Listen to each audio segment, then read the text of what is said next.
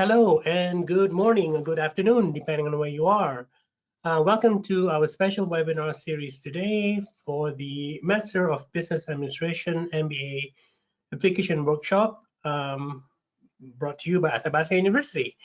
My name is Farid Nordin. I'm the Manager of Strategic Recruitment and Enrollment. So welcome. We're happy that you could attend this session today with us. Before we get started, I just want to make sure that you can hear me okay and you can see the title slide. You can communicate with me at any time by going to the question box on your screen. So if you can type in a few words in the question box to indicate that you can hear me and you can see the screen, then we can get started. Just gonna, pardon me, let me pick on someone here. Okay, perfect, Josh. Thank you so much. You saved by the bell. Thank you for that affirmation. All right.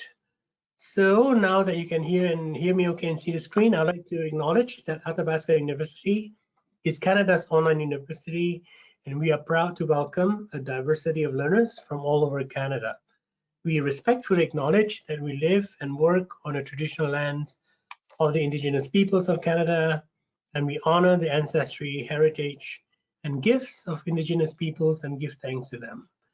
As we gather today, I am in Treaty 6 territory, which encompasses 17 First Nations, including the Diné Suliné, Cree, Nakota Sioux, Saulteaux, and Métis people.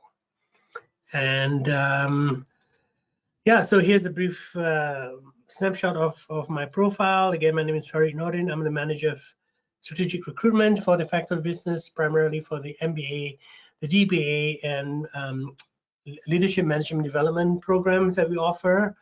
I've been with AU for over 10 years now. And yeah, and this is where your point of contact with Athabasca University Faculty of Business for the MBA program. And joining me today is my colleague, Shannon LaRose, who's an academic advisor for the Faculty of Business. Shannon will walk you through the MBA program structure, the admission requirements, the application package, in-resident requirements, and many, many other steps about on how you need to provide a successful application. Good morning, Shannon. How are you? Good morning. Thank you, Farid, and welcome everybody. Thanks for joining us today, and looking forward to providing information on how to put your MBA application package together. Thank you. Thank you, Shannon. And last but not least, we have our distinguished Dr. Teresa Rose, who is Assistant Professor of Organizational Analysis. Teresa has been with Athabasca University for over, I believe, 10 years, Teresa, if I'm not mistaken. Teresa, yes, that's great. Teresa has been part of the MBA Admissions Committee for several years and has reviewed a wide range of resumes, essays, and reference letters as part of the application process. So Teresa is here to provide insights on what the admission committee looks for in a successful MBA application. So hello, Teresa, and thank you for joining us today. Thank you, and good day to everyone. And hoping to answer any questions you have around students' engagement in this program, any questions that are important to you. So enjoy. Thank you, thank you. Okay, just for a quick note, I am getting over a cold, so forgive me if my voice sounds a bit raspy. So here's a quick agenda for what we'll be covering into this webinar. I will do a recap of the benefits of the AU's online MBA program. We do have another MBA webinar coming up next week, but you can also visit our landing page for the on-demand webinar that is now available. So we'll go through the program structure briefly, the 4 routes of entry, and then we can really dive into the meat of the discussion today, which is the application package. You can also download this presentation by going to the handout section on your screen. There's a PDF of the slides, and all the links you see in blue are linkable to our website. So there's another way that you can get a copy of this presentation by going to the handout section on your screen. All right, so let's dive in here. So here are the 5 benefits of the AU MBA program. we've heard many times over and over again, the flexibility is what makes this program successful. You can do this program anywhere, anytime, due to our asynchronous delivery methodology. And the program is built around the flexibility for the working professionals such as yourself. So majority of our students are full-time professionals with solid managerial experience, and the flexibility of the program really gives them the advantage of, still work full-time and still able to obtain the MBA. Our MBA program is the full MBA program. So you start off in phase 1 with 6 core courses, which are building blocks to build your skills and knowledge and interaction in anything in business management and administration. So you be part of a cohort. They're paced. The courses are paced. Each 3 credit course is 8 weeks in length, but minus the commute. So again, linking back to the asynchronous delivery, you do not have to be in front of your computer at any given time or date. It's asynchronous. You can do a few hours in the morning, in the afternoons, and at night. So that is how this program is designed for our students.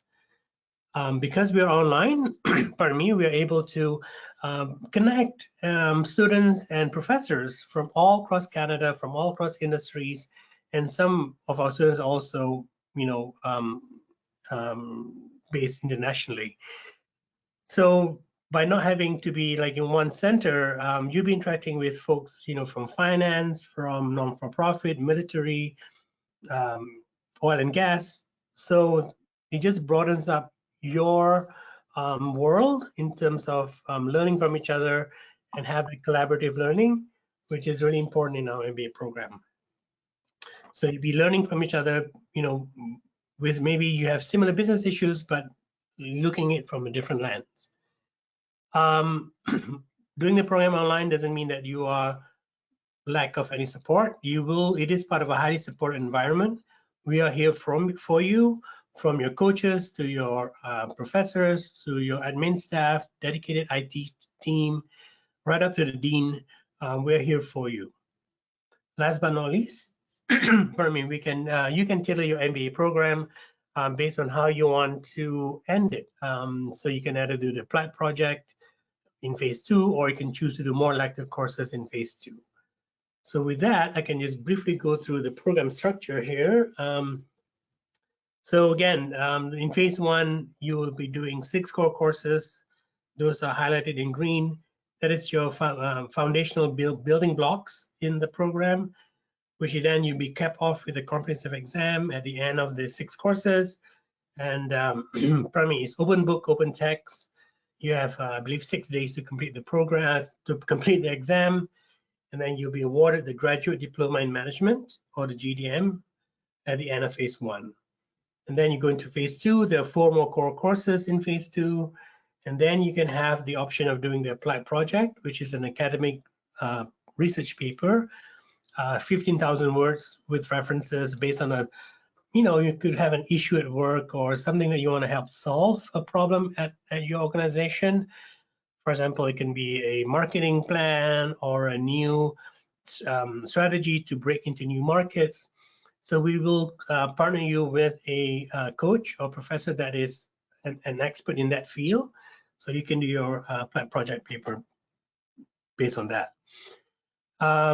With the PLAT project, you still have to do at least, so you need to do 9 credits of electives, which of one of the electives is in residence. And what that means is that for the first time in this program, you either could meet with your cohort in that elective for 5 days face-to-face, or you can interact with each other synchronously depending on the course. So the in-residence is a requirement for all our MBA students, but it's only one component out of the entire program. So the entire program is still asynchronous and it's online, but an in-residence elective course, which can be many depending on when you are ready to take that course, but it has to be an in-person component or face-to-face or synchronous. The last but not least, you do have the option of not doing the applied project, but you can choose to do more course-based electives, which brings up to 18 credits that rounds up your MBA program. And again, pardon me, if you have any questions along the way, feel free to drop them in the question box. I'm monitoring that screen right now, so we can always have a more open interactive discussion that way as well. All right. Have I covered everything? Let me see. Phase 1, phase 2, in residence. Oh yeah, and each course so the core courses are 3 credits, which are 8 weeks in length. You do have breaks between courses, and then the electives are 6 credits, which are 10 weeks in length. So we encourage students to do 1 course at a time, as opposed to doubling up, because it does take a lot of effort and energy on your part to be successful in this program. On average, we recommend between 20 to 25 hours a week, between 5 to 6 days a week, working on your courses, doing your readings, doing your discussions, your feedback, and all of that. So between 20 to 25 hours a week that we require for you to spend time on the program in each course. Okay, let's see now. Okay, so there are 4 entryways to the program, which Shannon will talk to you about shortly. But the crux of this, the program, require that you demonstrate solid managerial experience. So what does that really mean? So we want to ensure that learners are the right stage in their careers, to have enough real-life experiences to interact with your cohorts, to interact with your coaches for that collaborative learning that this program offers. So you want to make sure that you're on the right stage in your career so that you have enough experiences to really provide your input, good or bad, wrong or right, doesn't really matter, as long as you can connect with the theory that's being taught to you, and so you can apply it in real life. So another benefit of the program is you can put the theories into practice. So what you learn today, you can apply the next day. So that is why we want to make sure that you're in the right level in your career to be able to demonstrate this learning in a real-time way, and also to make sure that you have enough experiences to discuss, like, you know, what went right or what went wrong, so that everybody can learn from each other. So your application is assessed in a position within the organizations to contribute real life examples rather than hypothetical ones, because some of the other MBAs is more about theory and more like what ifs rather than theory and practice. So that's another big factor of our program that is quite unique compared to the other MBAs out there. So showcasing your mentor experience by providing clear examples is a key to a successful EU MBA application. Okay, so now let's dive into the specific admission requirements. I'm going to pass this on to Shannon, who's going to talk about that. Over to you, Shannon. Thanks, Fareed. You're welcome. Okay, so we're going to talk about the different pathways to apply to the MBA program. So the first would be if you come to us with an undergraduate degree from an accredited post-secondary institution, along with at least 3 years of management experience. The second would be if you come to us with an accepted professional designation, and we have a list of about 22 of them, I believe, on our website. So if you have one of those designations, along with at least 5 years of management experience, that's the second way. The third way would be if you come to us just based on your management experience alone. So if you can demonstrate that you have a minimum of 8 years of progressive management experience, that would be another pathway to apply to the program. And we do not require a GMAT to apply to our program. Okay, and then we also have another pathway. So we offer the accelerated route of entry, and this would be for any folks that have an undergraduate business degree.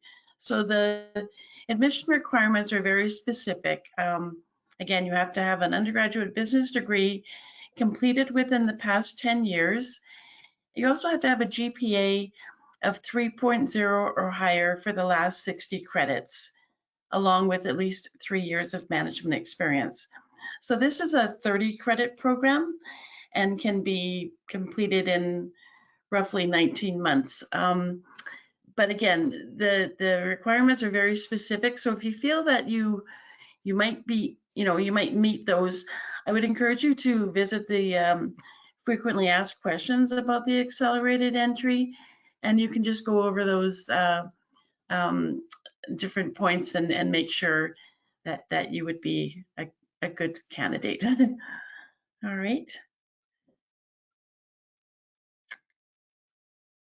Okay, so next we're going to talk about, what is management experience? What are we looking for? So the required management experience should be with progressive responsibility, and it can include managing either people, budgets, or projects.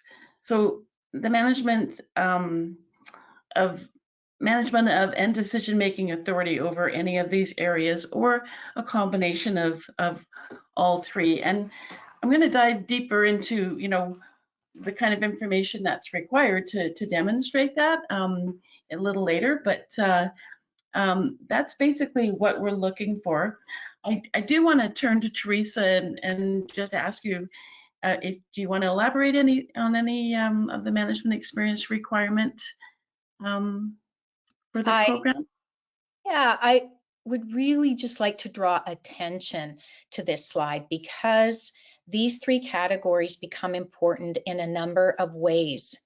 So first, you want to really provide as much specifics as you can for one or a number of these categories, meaning in your application, really indicate with numbers, if possible, how you have managed in these ways. The other place that this becomes really important is to engage with your references, to let them know that managing people, budgets, projects is really important, and that can allow them to comment very specifically to support you in that you've got this managerial experience. I find sometimes that the details can be lacking in that way, and it's so much easier and clear to us if you can give the details. That's great. That's a great point. And like you said, to speak to their referees as well, to hopefully they'll comment on that in their letters. So that's great. Thank you so much, Teresa. Appreciate that. All right. Okay, so I'm going to talk about what's required for the application package, and then we'll talk about each of those pieces. So for an application package, we do require a comprehensive resume outlining your management experience. There's also a 1,000-word essay, and there's 4 questions that you will be responding to. We also require 3 letters of reference and official transcripts if you're applying with a undergraduate degree, or if you're applying with a professional designation, we require the letter of good standing. There's also an online application form and the application fees. And just a comment, if you are, applying with an international degree, if you haven't had it officially assessed in Canada, that could very well be a requirement. So you should look at that early on, because an assessment can take, it could take up 6 or 8 weeks. So you want to allow time for that before you apply. And we have information on our website regarding that. Okay. So now we're going to talk about the comprehensive resume. So the resume is the core of the MBA application package. It's not a typical or standard job resume, so just keep that in mind. And to provide all the information that we're looking for, we can accept a resume between 2 to 4 pages. So you do have room to make sure you're including the proper details. We do have a recommended format on our website that you can refer to. to help you. And there's just a lot of detailed information that which we have outlined on this slide, but just for example, an important detail would be, including the start month year and the end month year for each of your positions. This kind of information is really important. It helps the committee calculate your years of experience. So if you don't put that in there, it's really difficult. So that's a very important detail. Including quantifiable data is really important for this type of resume as well. So, for example, if you have direct reports, you want to include, the number of direct reports that you have. And if you manage a budget, include the approximate or the range of the budget. Again, this kind of information just really helps the committee better understand your responsibilities and the depth and the breadth of your experience. You also want to avoid, using technical jargon in this type of resume, so or abbreviations, because not all committee members will be familiar with the industries that folks work in. So just be careful to not include, like I said, technical jargon or abbreviations, and assume that the reader knows what you're talking about. So that's just a couple of tips. If you're managing projects, that's another area where, instead of just saying you're a project manager, it's good to provide a couple of 2 or 3 examples of significant projects that you've worked on. So they can be brief examples. You don't have to go into a lot of detail, but providing a brief description of the project, the duration of the project, the value of the project, how many people worked on the project, and the outcome of the project. You can do that kind of in bullet point form, and that provides a snapshot of the kind of projects that you've been responsible for. So that's another idea on how to demonstrate project management.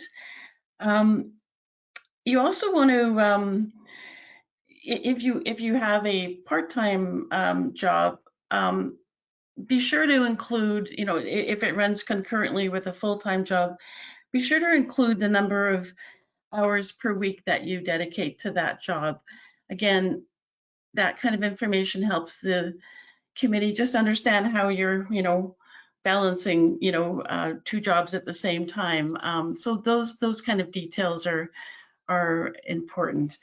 I'm going to just maybe turn to Teresa. Maybe you can, if you've got something to add, on, of course, the importance of the resume, but any other kind of information that you want to add to that. Yeah, I would say this just really connects back to my previous points, and that is the detail that you provide is really important. And the 2 types of detail to provide that's really important is the amount of hours that you've been working. Are these jobs full-time, part-time?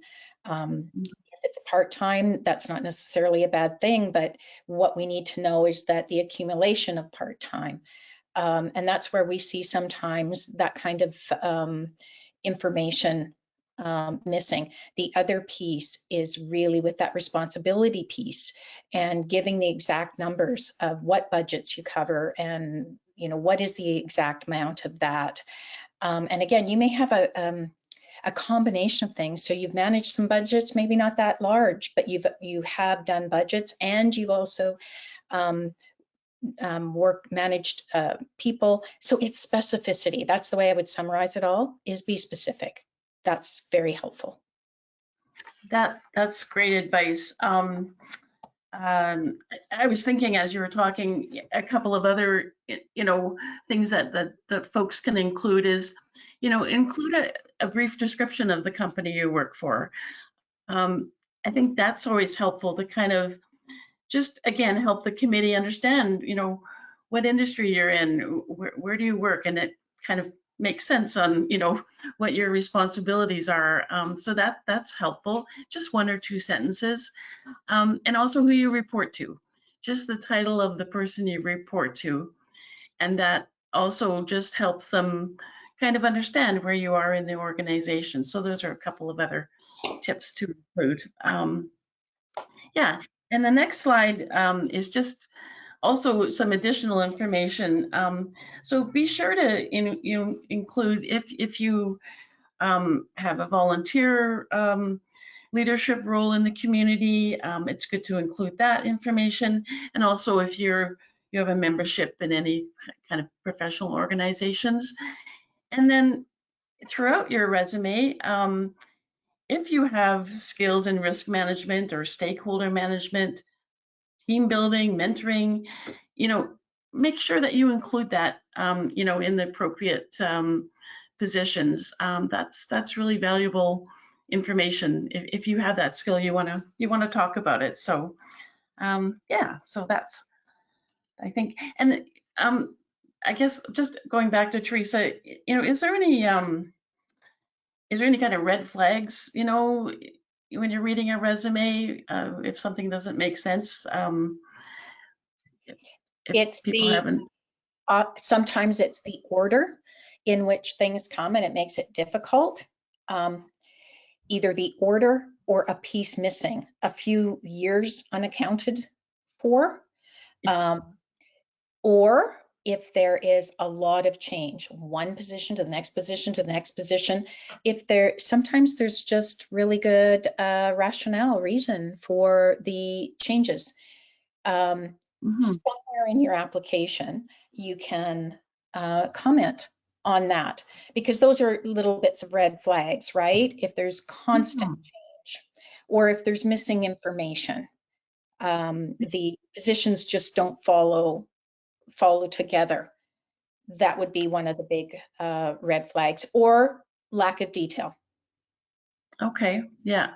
And I was just thinking of an example. If somebody, for instance, owns their own business, maybe they've closed it or sold it or something, that would be something to include in their resume, right? Instead of just saying the end date or whatever, maybe just including that additional information that they've sold it or something, right? Yes, closing the loops, so it's clearly understood what your journey's been. Yeah. No, that's great. Thank you so much. All right. And lastly, make sure, if you have any significant accomplishments, you want to tell us as well. So don't be afraid to put that in there as well. So that's important. All right. So just going to pause for a moment, and Freed's going to let us know if anyone has any questions about the resume or format. And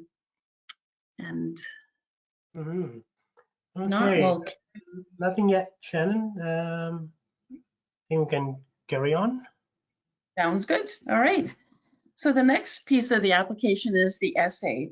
So you are required to submit a 1,000-word essay, and these are the 4 questions that need to be responded to.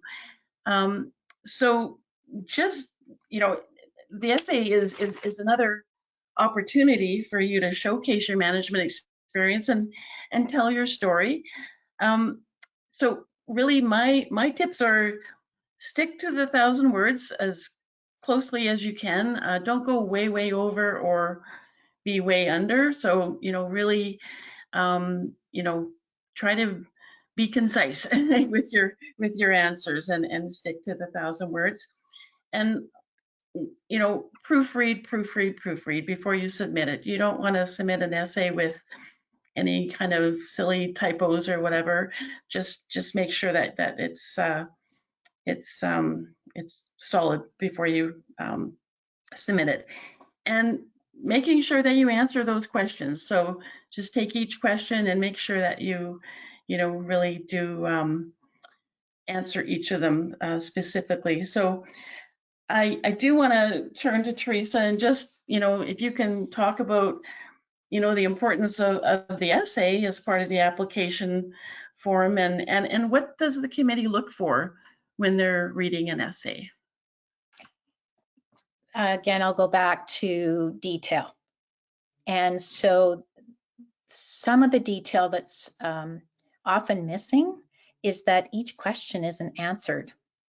Particularly number 3, that is a great question to show how you've developed over time, and to really think carefully about what are the 3 key, most impactful experiences, and then build one upon the other so that we can clearly see that you've moved through and developed in your managerial skills and abilities.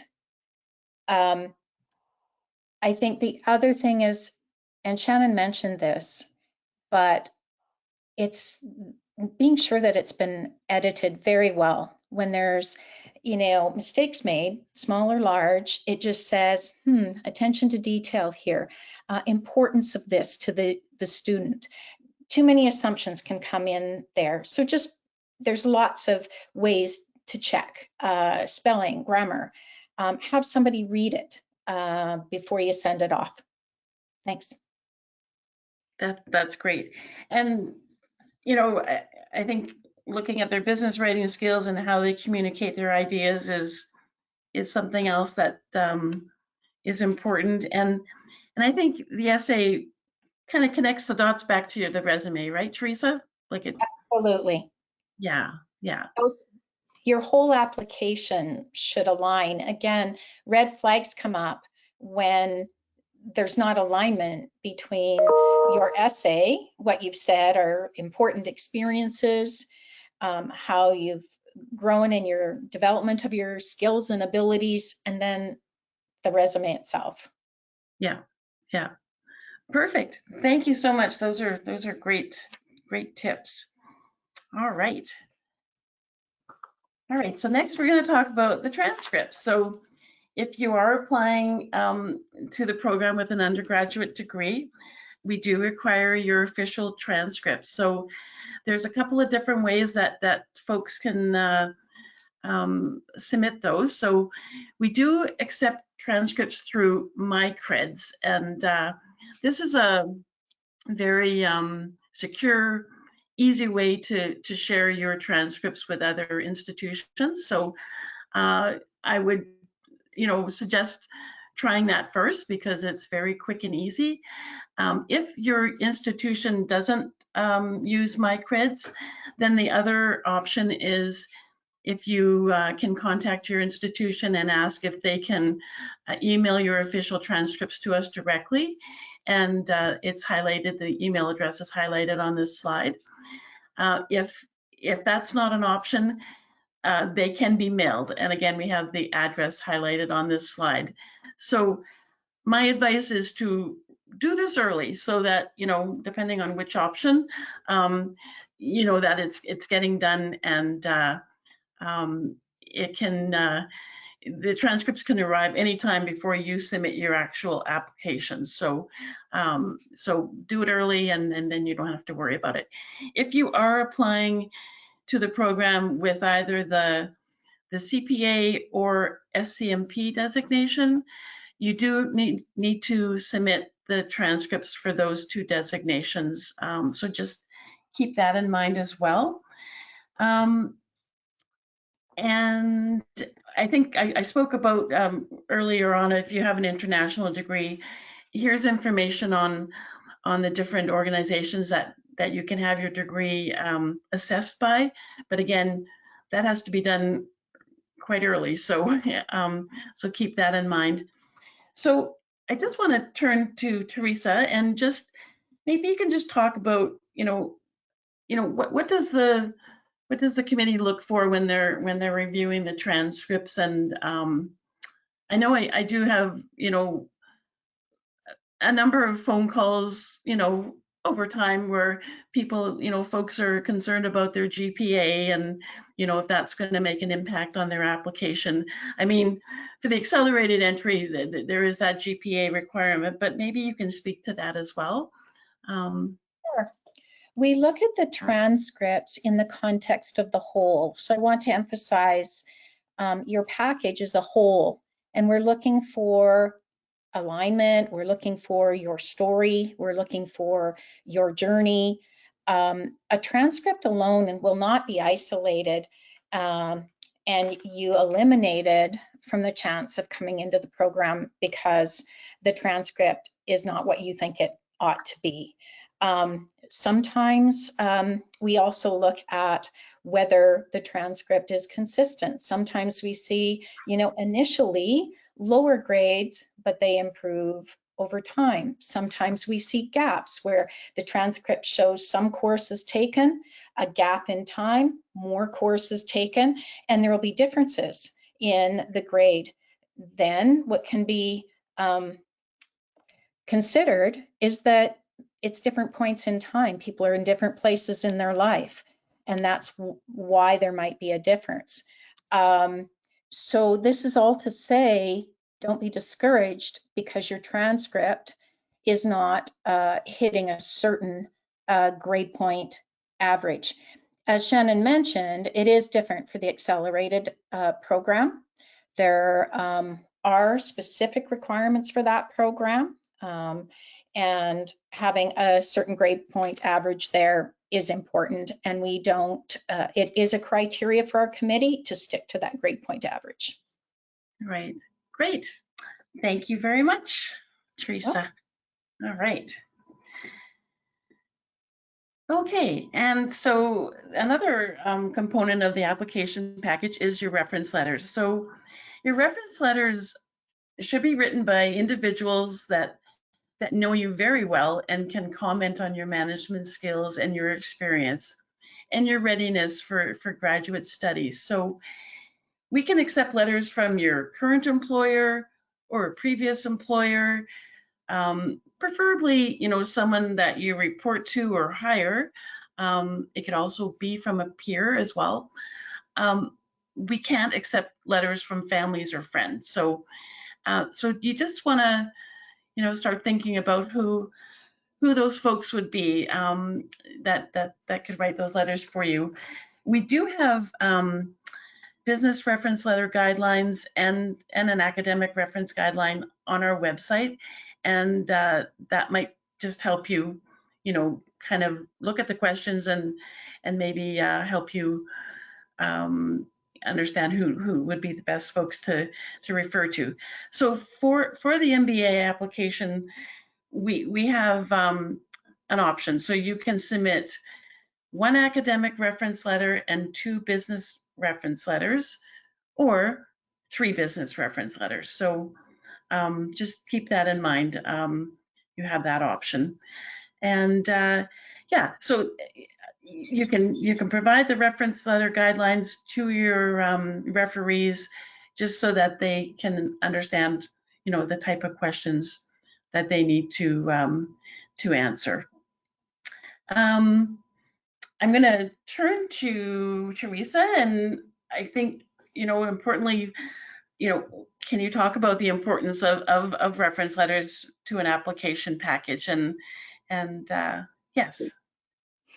I think with the references, and again, I come back to the alignment.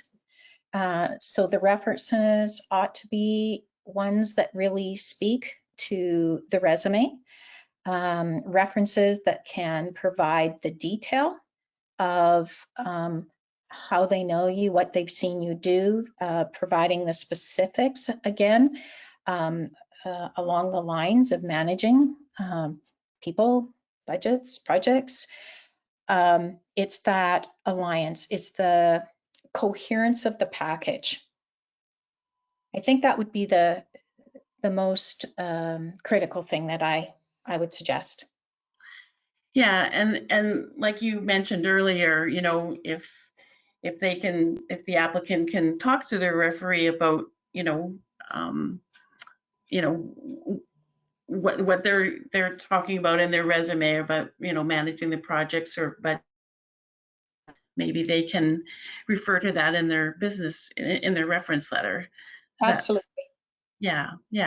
And then if somebody's self-employed, I guess, we do have this question about, well, who can they ask, right? If they're the employer. So So a couple of ideas would be if they have a supplier or a vendor, perhaps their accountant or bank manager, something like that.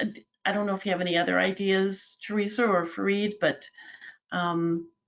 we do get asked that question from time to time.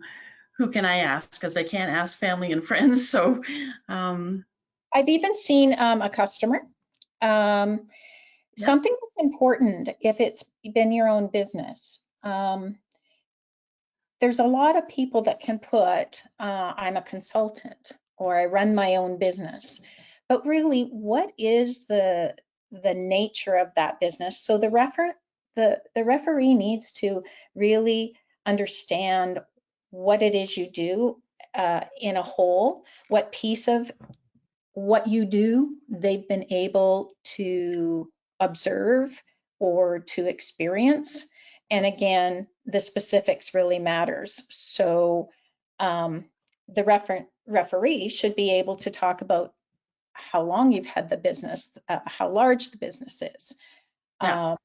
It's probably the area that, you know, the description of consulting or the description of your own business, it's probably where the lack of detail shows up the most, and it makes it very difficult to make a decision.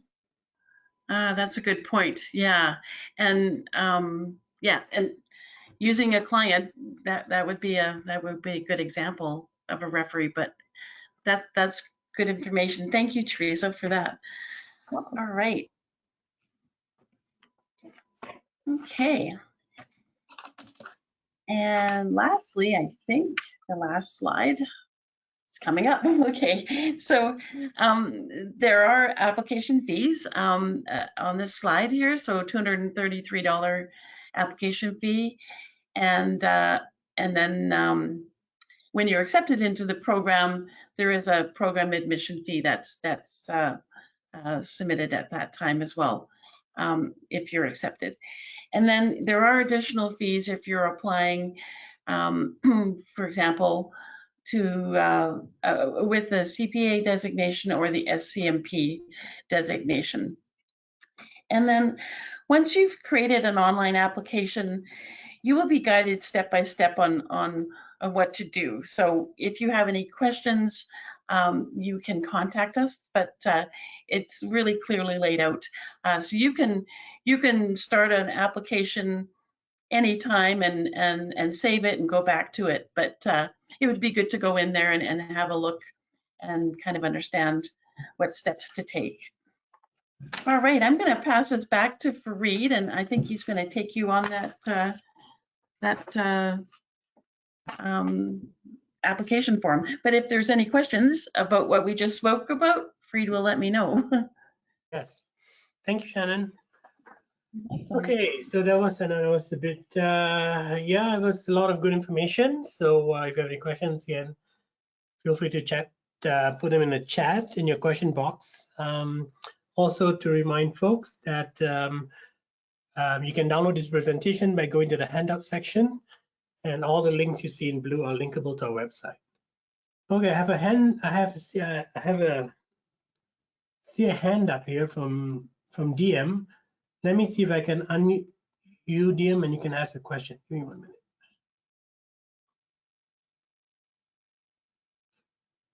Okay, let me know if you can ask a question through the audio.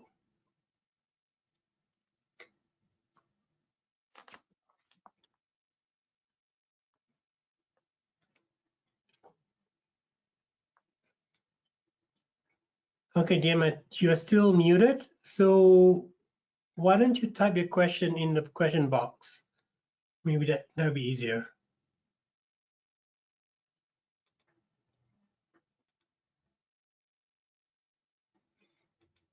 Still don't see your question there, DM.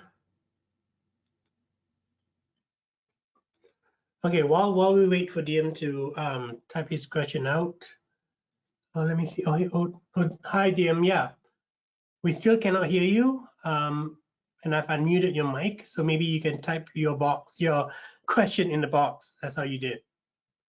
You want to do that?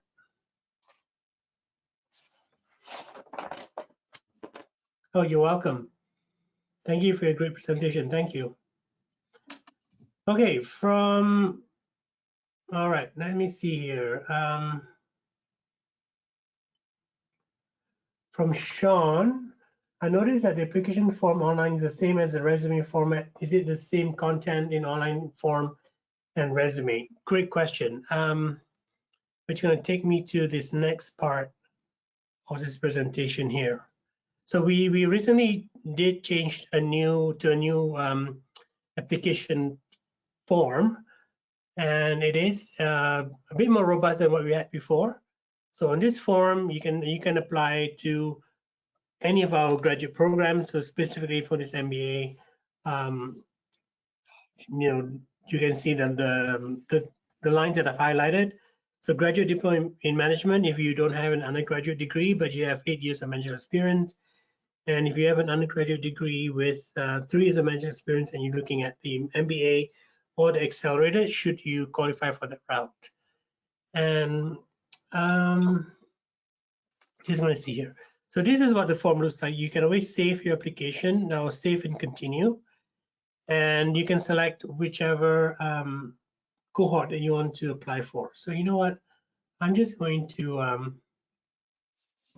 share my screen here. Give me 1 minute. So I've started my application. So this is what it looks like. And then I've started my application here. Let me see if I can get in.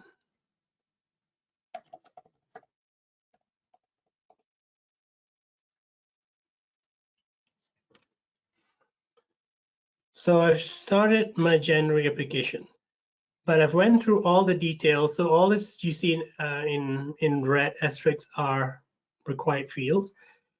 And you can see if you haven't completed your application, you will get this message. So I recommend that you go back to the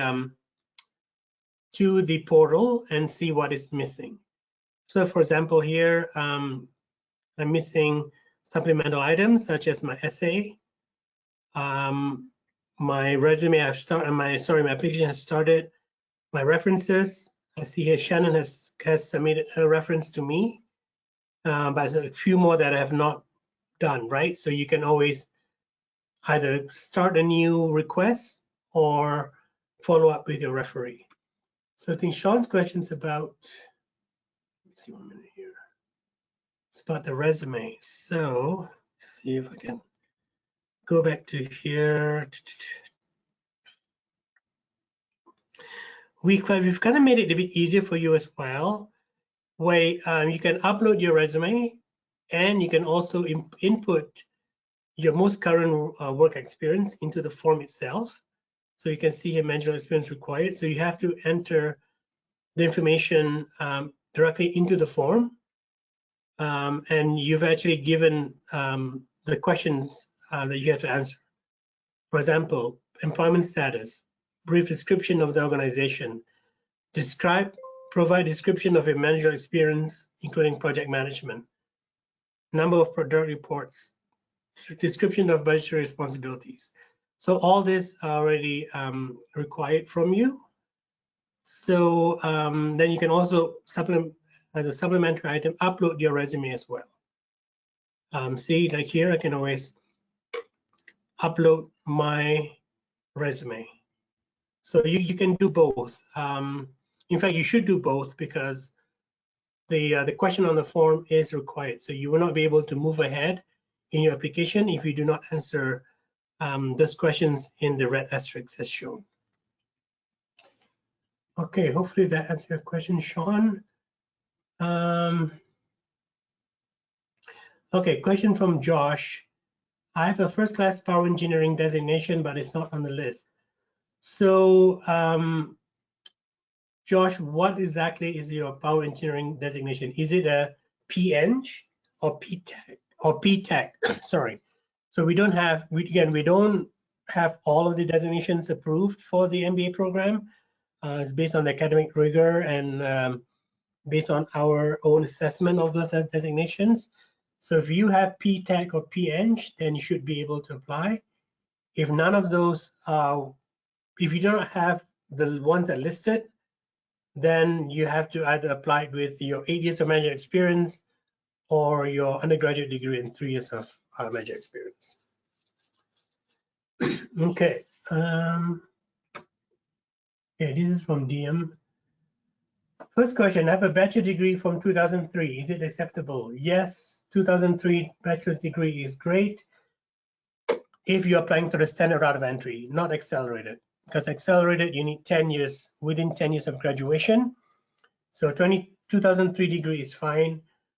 I graduate from Foreign Trade University in Vietnam and I have credited by West. So what is additional evaluation? Okay, so if you already have your degree evaluated by WES, then you can just request them to send your official evaluation directly to us. So you have to go back to West and ask them to send your evaluation directly to us. So you don't, that's what you have to do next. Will you check reference letter before I submit them? I mean, before the reference size. No, unfortunately, your reference letters are your own responsibility. So as long as you ask them to follow the guidelines that is on the application form, that's all they need to do, right? So we do not review your reference letters prior to your submission. Okay, then Sean received e-form and resume upload. Great. Okay. Yes. So you have to do both, Sean. Your resume upload as well as your, when you go to the application, you have to answer those questions on the form itself. Okay. I think that's it. That's all I want to show you. And again, this is just screenshots of what you need to do on the new form. For me, your legal name, all of that required fields you have to answer. And then if you look at the top screen, it does go step by step. So it started off with your welcome, your personal information, demographics information. This is where you put in all your educational professional information in there. Additional information such as how you hear about the program, why do you choose our program, and last but not least, there is a certification that you have to agree to our regulations, and then your application is kind of like done. However, if you come to this screen, you see all of these red lines. That means that you've missed out on those required fields, and you have to go back before your application is submitted and reviewed. So very important for you to ensure that all this information is updated, and also keep going back to the portal to see what other things are still missing. So right now you have the ability to do that. So that is great. So like here, for example, I've started my January 2026 application, but there's still some, the status is action required, which means that supplemental items are required to complete your application. So you have to click on view to go back to the form and see what else you're missing before it gets fully submitted and reviewed by the committee. Oh yeah, so GM has a question about, so yeah, so once you started your application, if you have any technical support, you can call our toll-free number, 1-800-788-9041. Our IT help desk team can help you out with that. And if you've submitted your application and have further questions, you can contact our graduate enrollment advisors at fbgradenroll@athabasca.ca. And I apologize, I just noticed a typo there in international, so I'll fix that. So we have 3 intakes a year. The next intake we're looking for is June 15th deadline for the August of fall cohort. So that's coming up. Again, if you have any questions, let us know. And before we end, I just want to touch a bit on the financing your MBA. There are a few ways that you can finance your MBA program. Lots of our students actually do self-financing by doing by taking a low interest student line of credit from their banks, or the lifelong learning plan from the RSP. so you can do that as well. And there's also grants and loans that you can apply for. However, if you're planning to do a student loan from the government, we recommend that you have at least some cash to pay for your first 2 or 3 courses when you start the program before you get reimbursed. You cannot expect to get a loan immediately when you start, so you have to pay, like Shannon mentioned, your application fee, your admissions fee out of pocket, and those are non-refundable, and possibly maybe up to 3 of your MBA courses first before you get reimbursed. So keep that in mind. And again, you can use the low interest student lines of credit to pay for those because they won't charge interest until you finish with the program, or they might charge you monthly interest based on the amount that you take. So there's a lot of different options for you to finance your program, and there's some great information on our website as well. Last but not least, not sure if you qualify, feel free to email us your resume for pre-assessment.